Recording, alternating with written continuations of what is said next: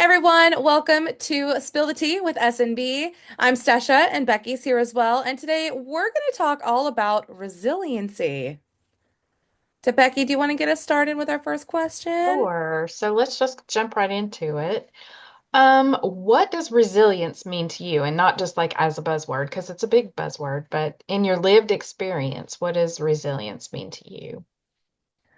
So to me, resilience, I come from this as having the perspective of an athlete, of a competitive athlete, and so for us, resilience was never giving up. And part of that was something that I really think of a saying that helped me get through the mental game, and that's so what next pitch. I was a softball player, but I mean, that could go with so what next shot, so what next homework assignment, so what next work project, whatever it might be. The concept behind it is so what, try again. And I think that that's a really big part of being resilient, is picking up the pieces, getting up again, starting over again. And I always say that it's not because people are like, "Oh, just keep trying until it's perfect." But I don't believe in perfection because we're human. We're humanly flawed, and I just don't think perfection's achievable. So I always go for progress over perfection. And I feel like as long as I'm trying again and I'm so what next pitch, if that's my mentality, then that means that I'm making progress you know? So Yeah, for me, that's what being resilient means. How about for you? the same, never giving up. Um, when something knocks you down, don't take it personally Mhm. and don't let it slow you down. Just keep going. I like the saying, fake it till you make it. Just keep going and just keep pushing through, and you will eventually reach your goals. Um, you can't give up. Thomas Edison tried 1,000 times to create the light bulb, and if he'd have given up at 899, we might not have the light bulb. So failure is part of the growth process. And if you can learn from your mistakes and from your failures and do better next time, that shows resilience to me. I really like that idea. And I was thinking of that too, when I was thinking of being resilient. Part of it too is to keep things into perspective because I think if you go into it with the expectation of I'm going to succeed my first time, then you're setting yourself up, almost for failure or disappointment because most things, and I don't know the statistics, we could probably look them up, but I know that most businesses fail many times before they're successful. Most successful people have a long road, a long journey to get to that point. And sometimes we don't see that or think about all of the work that people are putting in behind the scenes we just see that end result. So I think part of being resilient is also having realistic expectations for yourself and knowing that it's going to take getting up again. Having that, so what? I'm going to fake it till I make it, and we're going to keep rolling, having that mentality. And I know that that part of being resilient is also the people in your life. We talk about this a lot. It's the people that you have around you.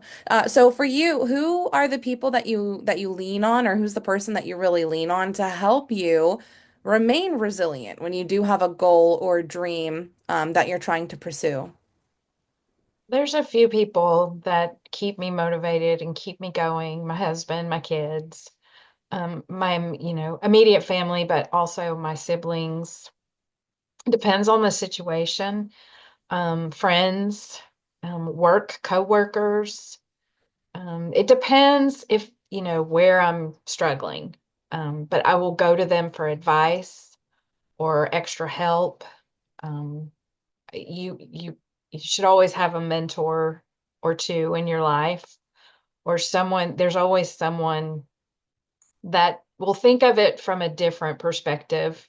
And when you're in the middle of your chaos or your problems or your failure, you don't see the other perspective. So if you reach out to the people that you trust to give you honest and candid advice and help, it kind of can lift you back up. So my immediate family, friends, coworkers. That's who I usually go to. How about you? So for me, I would say that I have, because of the way my brain works, I have different categories for people. So one category would be like the mentorship professionals that I want to learn from. And then the other category are my cheerleaders. So the people that I know will support me and cheer for me no matter what crazy idea or wild dream that I have. And they serve different purposes. So, and it depends on what I'm doing. So if it's like career based, I want to find people who are successful in that field or who have experience, who motivate me that I maybe want to be like. And then also on the flip side, I have my mom and some of my best friends, and those are the people who, no matter what happens, they're gonna say, "You're a rock star. You're gonna be okay. Look how far you've already come." They might not be a professional in that area, but they motivate me. So I have my two different groups of people I lean on, my mentor professionals and then my cheerleader group.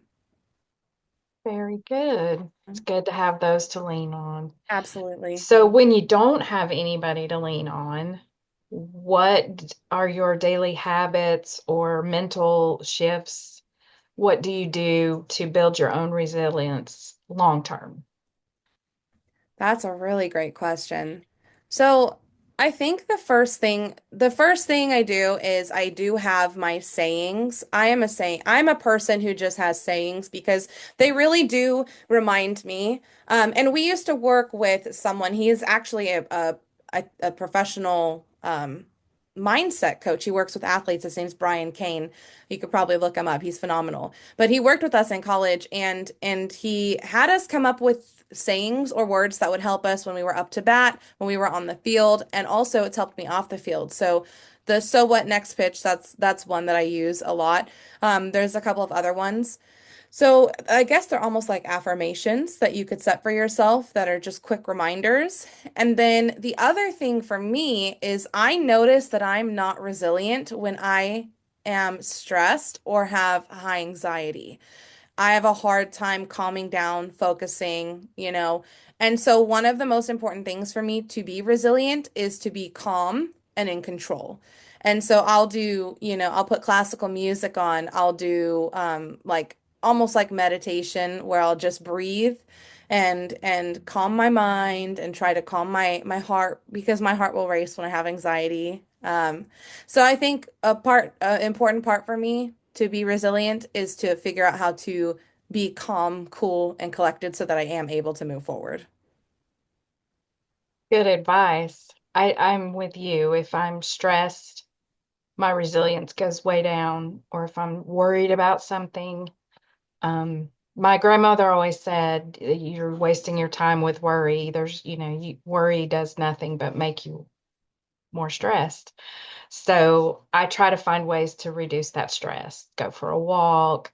I like to dig in the garden, or clean house. Sometimes that does it. Sometimes if I can remove the clutter in my life, the stress in my brain kind of reduces. Um, and then I always kind of go back to motivational music or, um, try to think of ways to change my mindset so that I'm not as stressed and then I can be more resilient. So that's kind of what I do. I love the idea of using music because sometimes I feel like people don't understand how much of an impact music can have on Mhm. everything, on your nervous system, emotional, mental, all of these things. Yep. Music can really change your attitude. Yes. It can. It can. It can inspire us. It can evoke emotion. It can get us ready for a competition. Whatever it might be, music is powerful. So I think that's a really wonderful tip. So hopefully you all were able to gather some kind of a tip from our experience with being resilient. And we will have so many more talks and conversations about this, I'm sure. But be sure to like and subscribe. Comment below if there is something that you do to help you be resilient when you're having a tough time or when you're trying to achieve a goal. We would love to hear it. But thank you again for joining us with Spill the Tea with S&B. Bye, everyone. Bye.